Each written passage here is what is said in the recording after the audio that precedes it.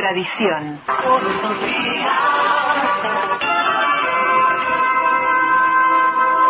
Simplemente la radio.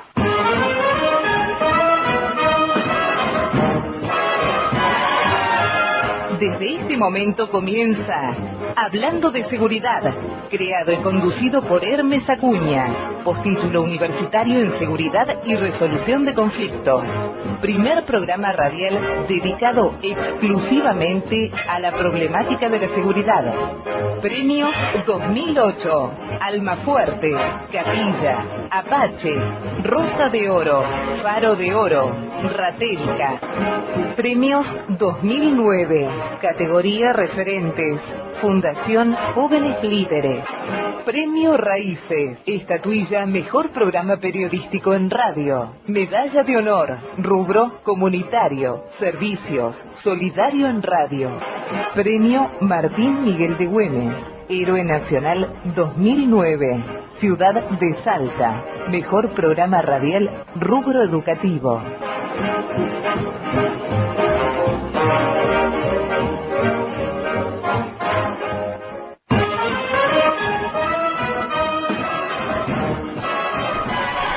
Hola, buenas tardes, soy Hermes Acuña, 4 de agosto de 2009, en el aire, como todos los martes, de 3 a 5 de la tarde, hablando de seguridad, primer programa radial dedicado exclusivamente a la problemática de la seguridad. La opinión pública, la semana pasada, conmovida por noticias aparecidas en casi todos los medios, hablaban de una joven de 27 años de la localidad de Urdapilleta, partido de Bolívar, la que estaría procesada por tentativa de homicidio calificada por el vínculo y que los investigadores habrían hallado, tras algunos análisis, algunas pruebas de laboratorio, bromato de potasio, informaron algunas fuentes allegadas a esta gente, a esta familia. Les aclaro que el bromato de potasio se utiliza en panadería, precisamente, y casualmente el esposo de esta señora, de esta joven señora, es panadero de profesión. Este joven, aproximadamente la misma edad que la señora, también es investigado, pero por el momento no se le imputa delito alguno. 2 de los hijos de esta pareja están muertos. Sebastián, de 5 años, falleció en el 2004, y Geraldine, de 5, el año pasado. La tercera víctima, un varón de 3, sobrevivió gracias a que los médicos que lo atendían en el hospital Garrahan de la ciudad de Buenos Aires advirtieron que la madre, la mujer, podría haber creado o inducido los síntomas que presentaba la criatura. Y tienen otra hija de 11 años que está viviendo con sus tíos. A raíz de esta situación y haberse puesto en marcha el mecanismo de investigación judicial y policial, a esta joven señora, a esta joven madre, se la excluyó del hogar y se le prohibió acercarse a menos de 100 metros de esta nena de 11 años, que es la que está viviendo con los tíos, y del chiquito que afortunadamente está siendo tratado, y el alerta, reitero, lo dieron los médicos del hospital Garrahan. La fiscal interviniente pidió que se exhumaran los cadáveres de estos 2 chiquitos para que se les practique la maniobra de autopsia médico-legal, que en su momento no se practicó porque se entendió que era una muerte por causas naturales, por alguna enfermedad, por alguna patología. Y también ha pedido exámenes toxicológicos, porque quiere saber si en los cadáveres había digoxina y la sustancia que llamamos recién bromato de potasio.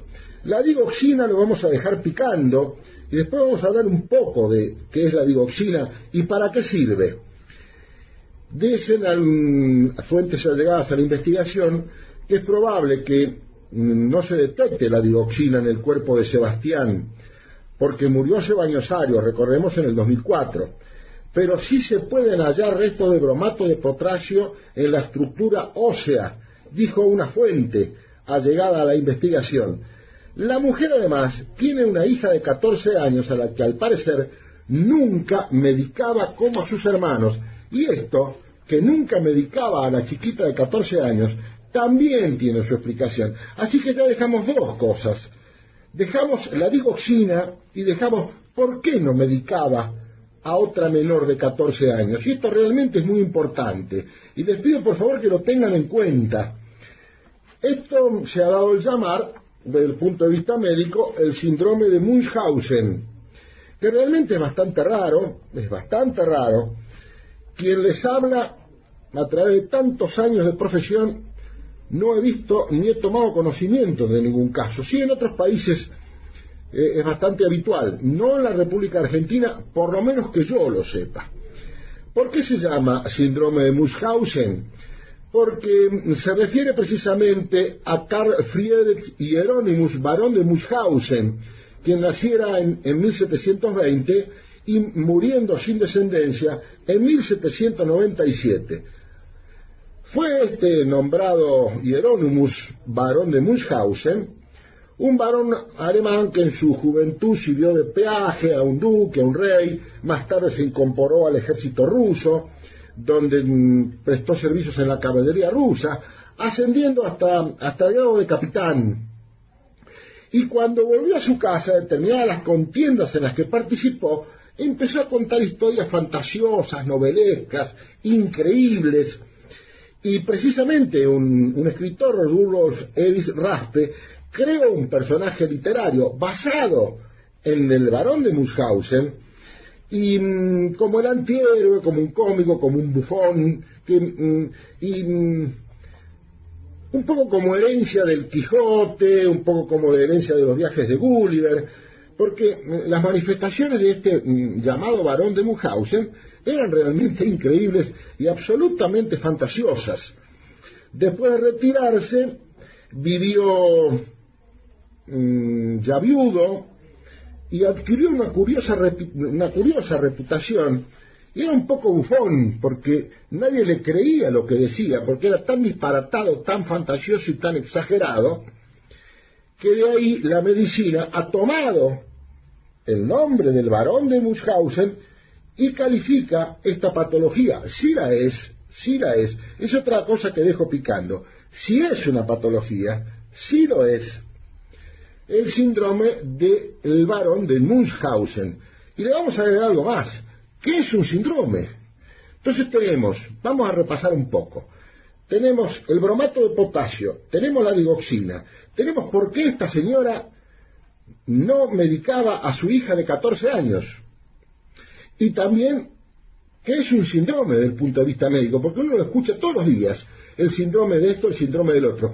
¿Qué es un síndrome? Doctor Raffo, ¿qué es un síndrome? Bueno, un síndrome es un conjunto de síntomas y signos que caracterizan a determinadas enfermedades, tal como hay un síndrome hepático, un síndrome gripal y otros. O sea que de ese conjunto se elabora, digamos, un diagnóstico general que en medicina se le dice presenta el síndrome de, y ahí se remarcan los signos y síntomas principales que tiene. Correctísimo. Sin darle todavía el nombre adecuado de determinada entidad etiológica o nosológica. Pero yo, dado el comienzo del programa, tengo que aclarar algo que es muy importante. El autor del delito, porque esto es un delito, no es ninguna enfermedad, no sufre el síndrome de Munchausen. Él se siente perfectamente bien, él no padece nada. O sea de que, como bien dice Kurt Snyder, dentro del grupo de personalidades anormales, y de anormales siempre hablamos cuando de delitos se habla, son anormales aquellas personalidades que sufren ellos y otras que hacen sufrir a los demás. Claro. En este caso, es un caso malignamente especial porque hacen sufrir a sus propios hijos. Lo que quiero decir de que este síndrome de Munchausen es una forma de dañar o de matar. No se estudia en psiquiatría forense. No es una entidad clínica definida ni reconocida. Se estudia especialmente, y acá va el dato importante, en el capítulo médico legal del maltrato infantil. Ahora sí. Es una forma de abuso infantil. Pero por supuesto, ahora vamos a llegar a por qué se dio este nombre.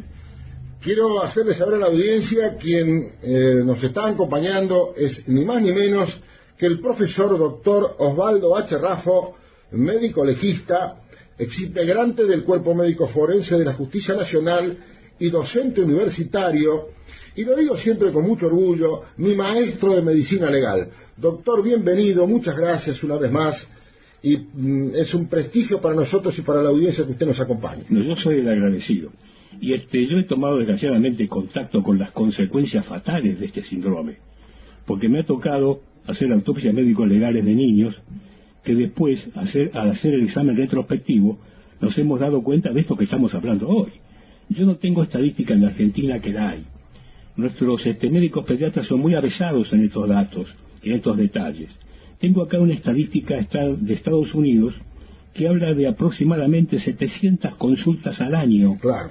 con un porcentaje de muerte, y acá va lo fatal, de un 10 a un 30%. O sea que muchos niños son víctimas de sus propios padres. Y me reservo para el final este caso nuestro argentino, que yo creo que nada tiene que ver con un síndrome de Munchausen. Ahora bien, yo quisiera decirte una cosa. ¿Qué data tiene este síndrome? ¿Cuál es el origen del nombre? ¿Lo podemos dejar para después de la pausa? ¿Cómo no? Doctor? ¿Cómo no? Vamos a la pausa y volvemos. Y yo dejé algunas cosas picando que le voy a pedir, por favor, que nos desasne. Con muchísimo gusto. Adelante. Seguimos con nuestro invitado, el profesor doctor Osvaldo H. Raffo.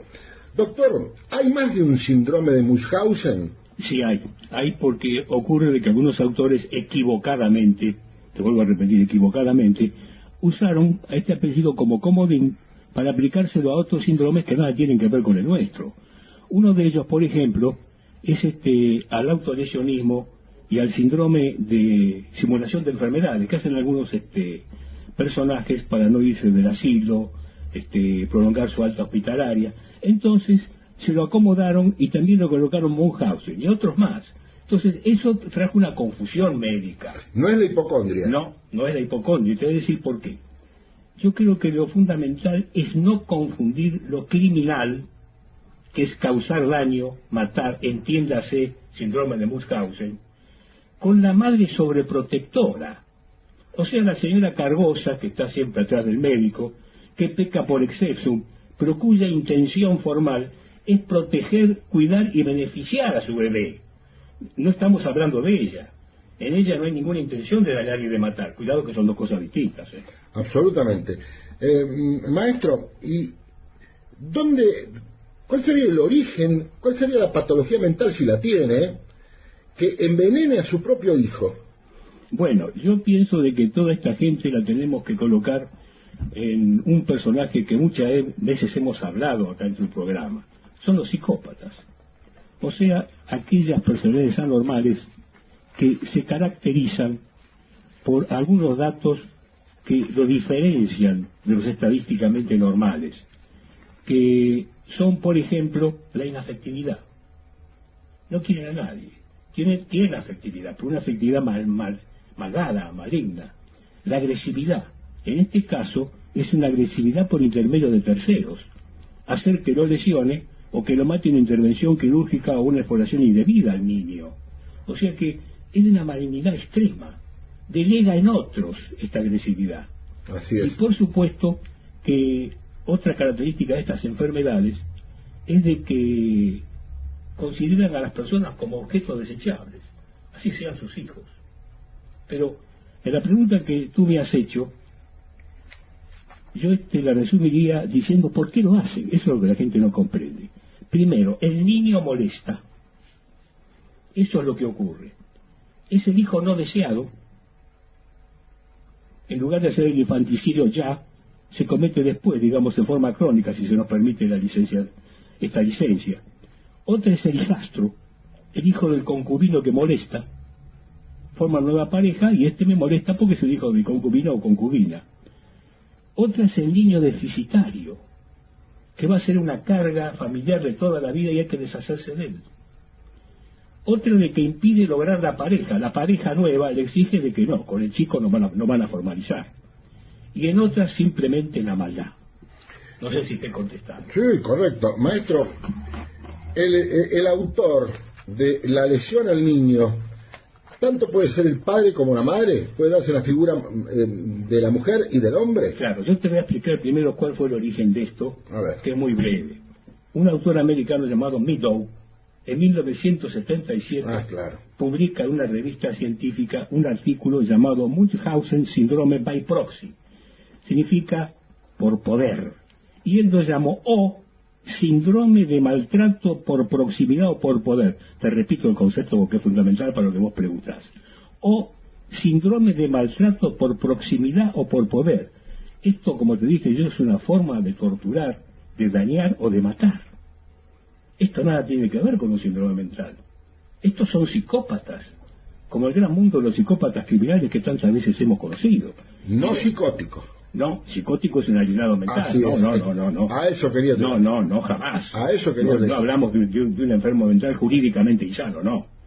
Estamos hablando del gran porcentaje de la población carcelaria, son casi todos psicópatas. Así es, porque a esta señora que está imputada, cuyo nombre y apellido no voy a repetir, no importa, estaría siendo evaluada psiquiátricamente en el Borda, y lo ha venido haciendo semana a semana, y faltó la última semana a la entrevista con los profesionales. Bueno, yo pienso de que como todo acusado de alguna cuestión que puede ser jurídicamente muy grave, el juez ha tomado el recaudo de saber si psíquicamente esta señora está afectada de alienación o no, porque yo se te corto el sumario ahora. Claro. No buscando el síndrome de Munchausen, esto no existe, como ya hemos iniciado al principio. Ahora bien, ¿cuál es el acto delictivo que cometen? Primero, la enfermedad del niño es provocada, es fabricada, no existe. De allí el nombre con este personaje Munchausen. El autor es próximo, es la madre, el encargado o el tutor del niño. O sea, quien tiene a su cargo la criatura, quien le produce y le provoca los síntomas y signos, creando un cuadro clínico inexistente. De allí la explicación que vos diste de este personaje de 1700. ¿Cuál es la técnica? ¿Cómo lo hacen? Primero, proporcionar información falsa al médico. Segundo, provocar un daño real para que aparezcan síntomas, por ejemplo, administrar medicamentos que siempre tiene la mano de algún pariente. Tú has mencionado el caso de los cardiotónicos y laxantes, aspirina, diuréticos, sedantes y hasta directamente alcohol etílico o metílico. La tercera técnica que utilizan es contaminar muestras biológicas para estudio de los niños, agregándole a la muestra sangre, materia fecal, medicamentos o cualquier sustancia que esté a mano, porque hay una cuestión importante. Un hospital común, un sanatorio común, su laboratorio es para análisis clínico, no toxicológico, no criminales. Claro. Entonces, por ese motivo es que muchas veces, con la buena intención del médico, intención de curar, de creer lo que la señora dice, no pide el examen toxicológico de entrada. Por ese motivo hay una cuestión: el diagnóstico de este tipo de maltrato infantil siempre es tardío. Es tardío. Claro. Y por otra parte, maestro, siempre la agresión es insidiosa y nunca evidente, nunca exteriorizada, porque el chico no tiene lesiones, como por ejemplo el maltrato porque es golpeado. Bueno, esto te lo voy a contestar en este momento cuando yo te diga cuáles son las características del actor. Bueno, la madre, encargado, tutor o guarda del niño, tiene conocimientos médicos elementales, los tiene. Así es. Sí. Te digo yo un resumen de su perfil criminal general, ¿no? Se pega al médico, colabora, manipula, tiene un bastante buen nivel educativo, muestra aspecto cariñoso, consuela y aconseja a otros padres de niños que están internados. Exige, acá está lo maligno, técnicas cruentas para que prueben a su hijo, endoscopías, biopsias y demás. Exige cirugías, amenaza con denuncias de mala praxis, y ante el fracaso de la trama es cuando emigra a otro hospital. Por ese motivo es que nunca se lo puede pescar. Usted sabe que la historia que se está contando de esta señora de esta localidad de Urdapilleta, precisamente habla que el fallecimiento de uno de sus hijos fue debido a mala praxis. Bueno, ahí lo tenés. Exactamente. Por lo general, suma y líquida. tenía conocimientos Claro. de enfermería. Sí, bueno, vos me has confirmado todas Así es. síndrome general que en estos casos tenemos, pero hay una cuestión que vos deberías haber preguntado como viejo policía que sos. ¿Cuál es el papel del padre? Usted no me dio tiempo. Claro, bueno, yo me adelanto porque también fui policía. Mira, el papel del padre es de agente pasivo. No ignora esto, deja hacer. Tal como cuando comentamos acá el maltrato infantil, el maltrato sexual, ¿te acordás? Sí, sí. Cuando el padre abusaba del niño, que la madre no decía nada, era testigo mudo. Pero asisten a esto, porque se dan cuenta de lo que está pasando. Ahora, yo dejé algo picando exprofeso. ¿Por qué no le suministran ningún tipo de medicamentos al adolescente que tiene 14 años? Bueno, por un motivo, yo te voy a explicar. Acá ocurre de que hay un testigo mudo, una Exactamente. víctima muda. Tal cual.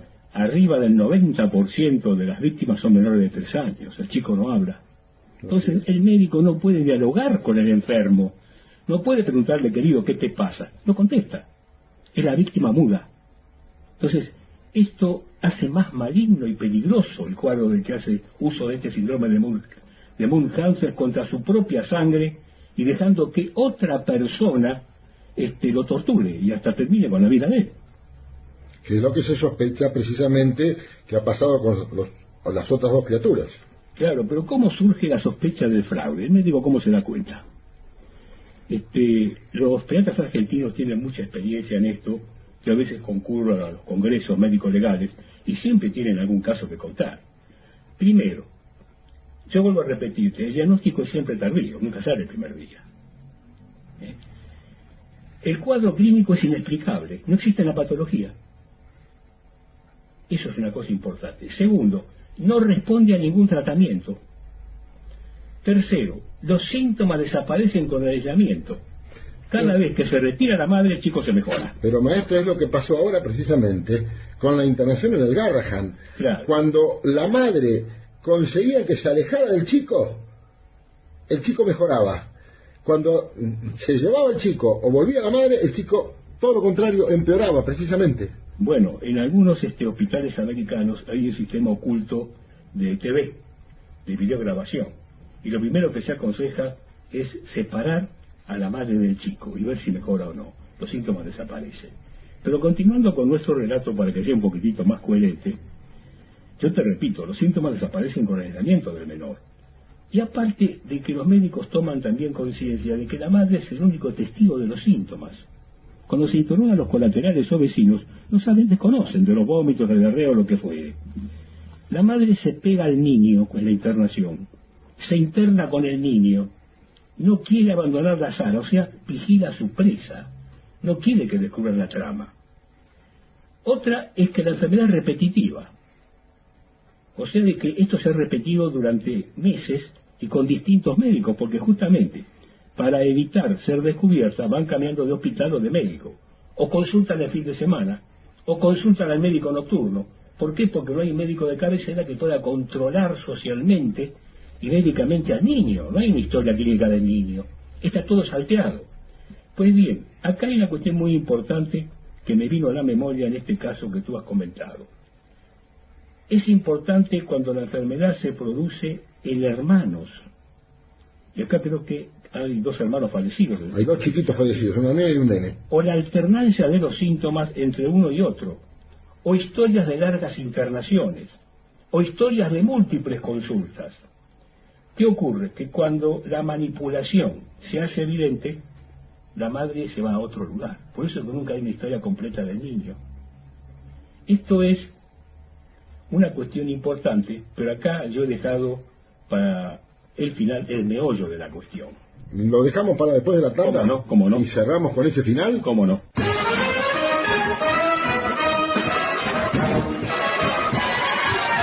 Seguimos con nuestro invitado, el profesor doctor Osvaldo H. Raffo. Doctor, cuando hablábamos de los testigos mudos, no trasciende a la comunidad. En el caso de esta persona de Urdapilleta, provincia de Buenos Aires, interrogado a los vecinos, dice, pero es una familia hermosa, siempre se los vio a los chicos muy sanos. Realmente, no, inclusive hay algún vecino que ardorosamente salió a defender a esta mujer. Se podrá haber equivocado, pero no creo que haya una conducta criminal, dice algún vecino entrevistado por algún medio. Bueno, pero esto es lo que hemos visto en todos los psicópatas, especialmente en aquellos que son violadores, el mejor vecino del barrio, abusadores de menores, por supuesto, de que su peligrosidad nos salta a la vista. De ahí que sea doblemente peligroso el psicópata. Y aparte la cuestión importante que es esta, que tiene cierto parangón con lo que yo ya te he dicho. La madre es el único testigo de los síntomas del chico. Mirá lo que dicen los vecinos, nosotros nunca vimos nada, o sea, nunca han visto al chico vomitando ni enfermo. Absolutamente. Pero yo quería llegar a una cosa que nos va a emparentar con este caso de la provincia de Buenos Aires. ¿Cuándo el diagnóstico es objetivo? El diagnóstico es objetivo cuando se encuentra un tóxico en sangre o orina. Pero ¿qué ocurre? De que yo te voy a repetir que en el hospital y en la clínica común se hacen análisis clínicos, no toxicológicos. Claro. Hasta que la sospecha hace de que nos vayamos al laboratorio toxicológico. ¿Y cuál es el concepto? El concepto, y te lo resumo mucho, es que entre alimento, tóxico y medicamento no hay otra diferencia más que la dosis. Claro. O sea que en este chico, que vos le das un medicamento que es la digoxina, que se da para curar el corazón, te resumo esto, Sí. dado en gran cantidad es un veneno. El potasio en determinadas cantidades es beneficioso, en gran cantidad mata porque para el corazón, etcétera, etcétera. Doctor, este es el mismo criterio. Yo cuando hablaba con nuestro común amigo el doctor Gotelli en este programa, yo le decía, drogas todo y drogas nada, porque si yo me tomo 5 litros de agua, claro, o me mandan 5 litros de agua, obviamente que mi organismo va a tener una respuesta que seguramente no va a ser una respuesta normal.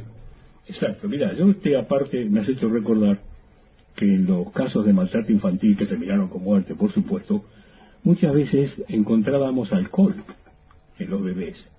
¿Qué ocurría?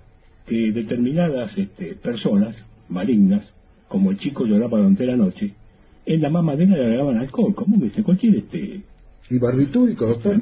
¿Cuántas veces hemos visto antidepresivo? Y eso salía en los exámenes. Así es. Lo que ocurre es que los exámenes modernos son tan perfectos que te sacan droga en traza de millonésima. Nosotros sabíamos en la morgue, hasta se habían tomado un café o no las víctimas antes de morir, en los exámenes actuales, con los métodos modernos. Por eso de que este delito ya no sea tan común. Hoy el médico pediatra está avisado de esto, como están avisados del abuso infantil y demás. Entonces son mucho más minuciosos. Yo lo que desconozco, y que voy a solicitar al Garrahan, es la estadística argentina, que no la conozco porque no la he podido consultar, ¿verdad? Ahora bien, ¿qué hacemos ante el reconocimiento del delito? Primero, el grupo médico que sospecha esto tiene que tener precaución y prudencia por las graves repercusiones sociales que esto puede tener. Segundo, acá se necesita un equipo multidisciplinario, no un solo médico ni dos. Y formando parte de ese equipo tiene que haber un letrado, porque hay una ley, la ley 24.417, que a los profesionales de la salud, a funcionarios públicos, a los que tengan contacto con menores, ante el maltrato de menores o de incapaces, establecen la denuncia obligatoria. Entonces, por supuesto de que esto es importantísimo como delito. Ahora bien, ¿cuál es la base? Una, tener en cuenta el cuadro médico-legal que hemos mencionado. Mira que no te digo cuadro clínico. Te estoy diciendo el cuadro médico-legal que hemos mencionado. Esto es un delito. Segundo, la historia familiar, especialmente los antecedentes de niños muertos, como en este caso. Otra es el perfil psicológico conductual de la madre, por supuesto. Y otra el hallazgo objetivo, en el caso, digamos, de venenos, con esa amplitud conceptual que le hemos dado. ¿Qué hay que hacer? Informar al servicio social, informar a la justicia, porque el juez tiene que designar un guardián legal del chico. Y lo importante es que esta comisión, que ha logrado este contacto con la justicia, determine el aislamiento del menor en una institución oficial, ahora sí. Entonces ahora es cuando el menor se salva. No sé si estoy respondiendo. No, está claro, porque fíjese usted que la fiscal que interviene en esta causa, ya lo mencionábamos en el bloque anterior, ha tomado la medida de excluir a la mujer. Perfecto. no puede acercarse al chiquito a menos de 100 metros. Mira, Al chiquito este de 3 años que estaba internado en el Garrahan. yo te voy a redondear este concepto con una cuestión que es la siguiente. Este síndrome de Munchausen es un pequeño capítulo en el gran y gravísimo capítulo del maltrato infantil. Yo en un libro que he publicado hace un par de años le dedico un capítulo muy extenso al maltrato infantil, a la forma de darse cuenta y a la muerte de niños. Porque pobrecito, justamente es el testigo mudo, él no habla. Bueno, creo que ha agotado. Usted no agotó nada, maestro, porque tengo muchas cosas para preguntarle, porque sé que la audiencia tiene muchas cosas para preguntarle todavía. Estas personas que, como usted ha sentado una posición, no padecen el síndrome, lo generan. Pero por supuesto. Te dijo algo importante, generan el síndrome. Claro, esto es un síndrome para dañar y torturar. No es un síndrome mental. Y menos aplicable al autor. Claro. Porque la gente, por lo menos por lo que yo he escuchado estas últimas semanas en radio y televisión, creen de que el autor padece un síndrome mental definido. No, no es así. Por eso me decidí a hacer este programa con usted, porque es lo que la gente entiende a través de lo que se ve y se escucha y se lee en los medios, precisamente. No lo padece el autor, sino la víctima. Claro, como un acto, digamos, contra él, contra su persona, de provocarle sufrimiento, dolor y hasta la muerte. Ese es el síndrome. Exactamente. Nada tiene que ver con la psiquiatría forense esto. Y así mismo el autor, que en el 77, Milo, lo dijo así: esto es maltrato infantil. Entonces pongamos las cosas en su lugar. Supongamos, maestro, que después de las pericias psiquiátricas determinan que esta señora es penalmente responsable. Es decir, que no es alienada. Y se prueba que haya sido ella quien genera el síndrome de Munchausen respecto de sus hijitos. ¿Sería descabellado hablar de una tentativa de homicidio calificado por el vínculo? No, yo es opinión personal, no soy jurista, yo creo que es un homicidio agravado por el vínculo. Claro, por eso digo, una tentativa de homicidio agravada por el vínculo. Porque por supuesto esta cuestión de encontrar un glucósido cardiotónico, en este caso creo que es digoxina, en un niño que no debe tenerlo, se debe considerar como veneno, porque es capaz de matar. Incluso hay en la antigua medicina se vigilaba mucho, cuando no había los aparatos actuales, la frecuencia del pulso del enfermo cardíaco, porque se pasaba a lo que se llamaba la intoxicación digitálica en aquel tiempo. Me acuerdo, todavía existe, por supuesto, sí. Pero ya estábamos utilizando un término médico legal. Claro que había que llegar a la intoxicación terapéutica, pero saturarlo al hombre con esto. Entonces, en una persona normal, si yo, dijimos, esto es cuestión de dosis, y más en un niño, encuentro esto sospechoso, esto de una intencionalidad maligna. Maestro, como autoría, usted algo dijo, pero quiero profundizar un poco más.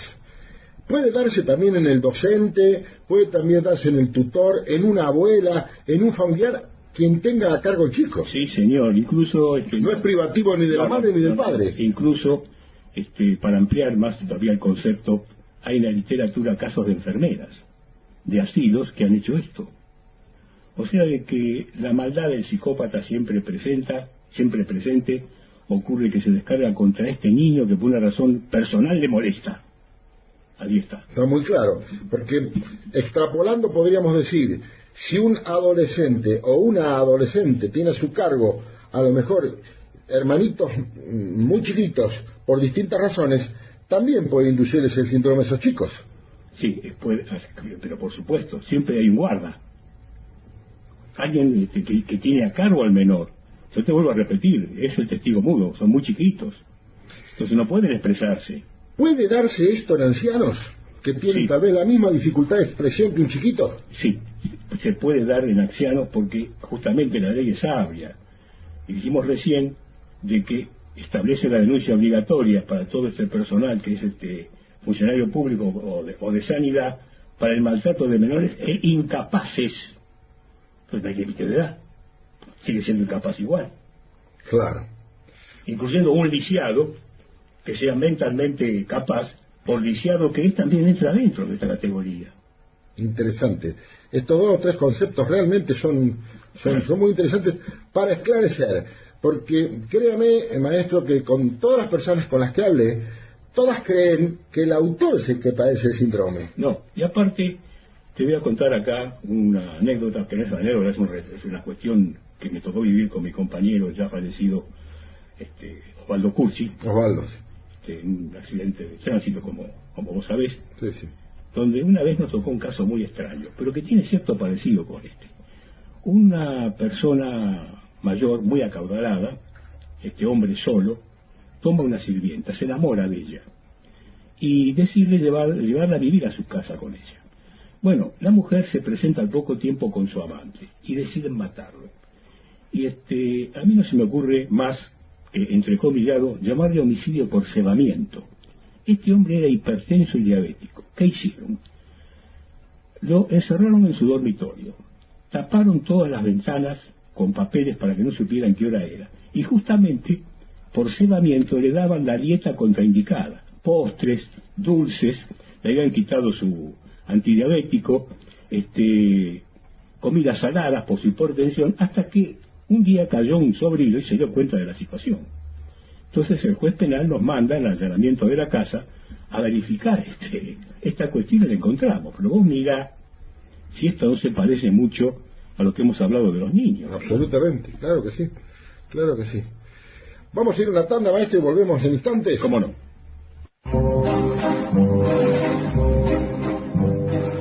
Acostúmbrese a usar los espejos retrovisores.